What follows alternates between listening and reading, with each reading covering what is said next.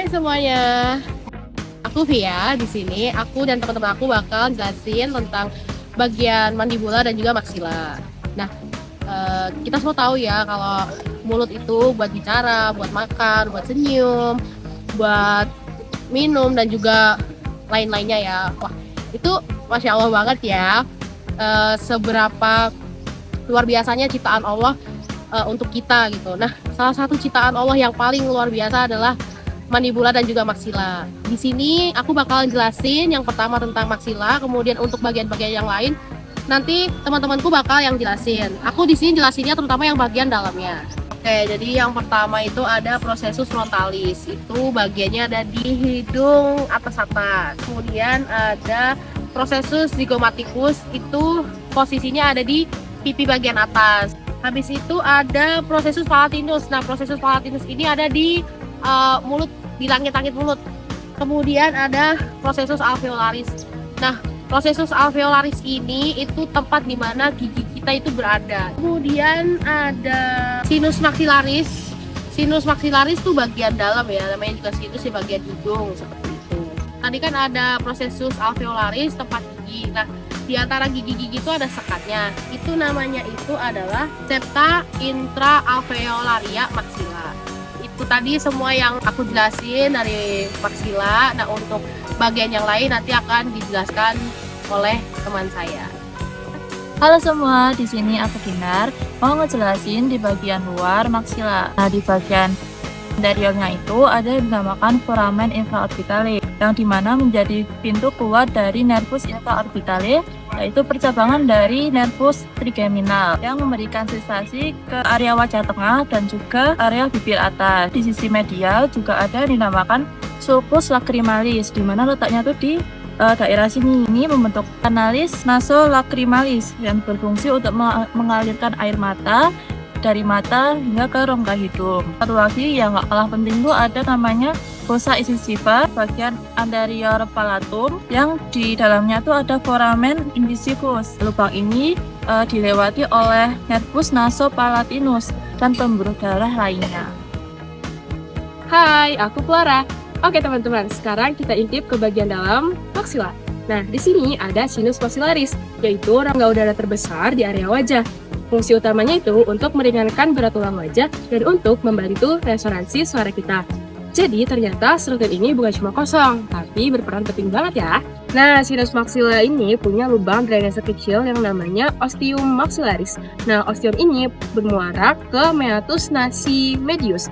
Nah, masalahnya letak ostium ini agak tinggi, jadi ketika mukus lagi kental atau ada inflamasi, dia gampang banget tersumbat. Makanya kalau ostiumnya buntu, sinusitis itu bisa muncul. Nah, terakhir sekarang kita lihat di bagian atas rongga mulut. Di sini terdapat palatum durum. Nah, struktur ini mayoritas disusun oleh prosesus palatinus dari maksila. Nah, bagian ini memisahkan rongga mulut dan juga rongga hidung, sehingga kita bisa makan sambil bernafas tanpa ada gangguan. Halo, aku Dila. Sekarang kita pindah ke sisi tulang bagian bawah atau mandibula. Jadi mandibula itu salah satu dan satu-satunya rahang yang bisa bergerak dengan bebas. Kita mulai dari korpus mandibula atau bagian badan mandibula. Nah, di garis tengah ada bekas penyatuan saat janin namanya symphysis menti. Dan di bawahnya ada tonjolan yang dinamakan dengan mental protuberans atau dagu. Kita geser sedikit ke arah samping. Di antara premolar pertama dan premolar kedua terdapat foramen mentale. Perlu diingat, ini merupakan pintu keluar dari nervus mentalis yang kasih sensasi ke bawah ke bagian bibir bawah dan dagu.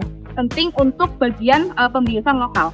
Kemudian di permukaan lateral badi ada garis miring yang membentang ke atas, dinamakan linea oblique. Garis ini jadi tempat pelekatan beberapa otot wajah dan leher. Hai, aku Alika. Nah, sekarang kita lihat sisi dalam mandibula yuk. Nah, jadi ini merupakan mandibula superior atau bagian sisi dalam. Di tengah ini ada tonjolan kecil yang dinamakan spina mentalis atau bisa disebut tubercula genialia.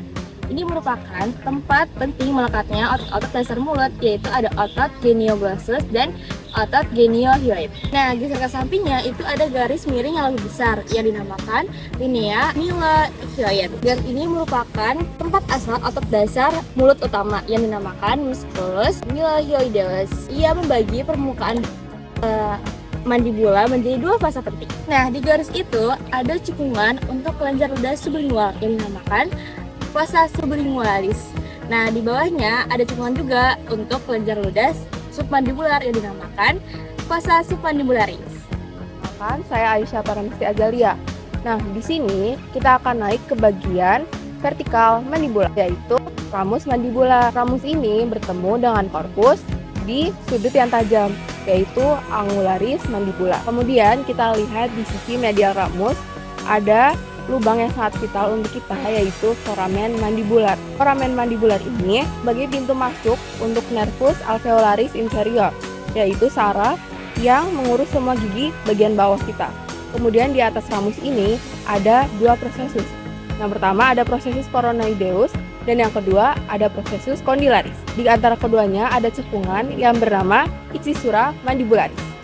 Hai, kenalin nama aku Cishelita. Sekarang kita bakal bahas engsel yang bisa bikin kita mengunyah dan bicara, yaitu sendi temporomandibular atau yang biasa disebut dengan TMJ.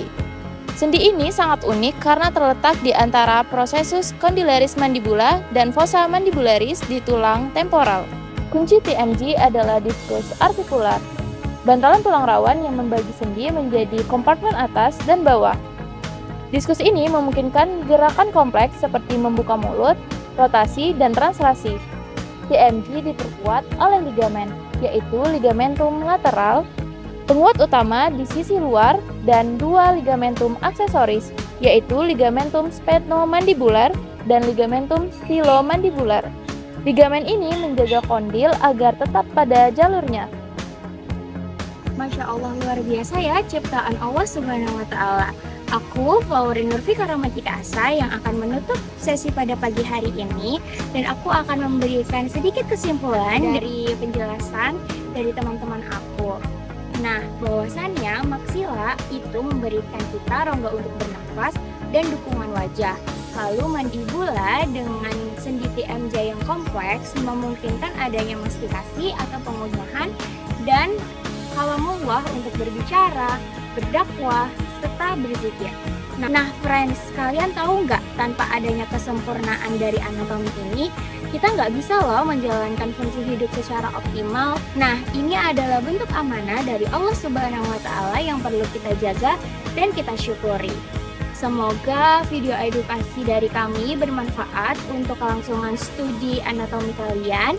Jangan lupa dipelajari detail-detailnya dan diresapi hikmahnya. Wassalamualaikum warahmatullahi wabarakatuh.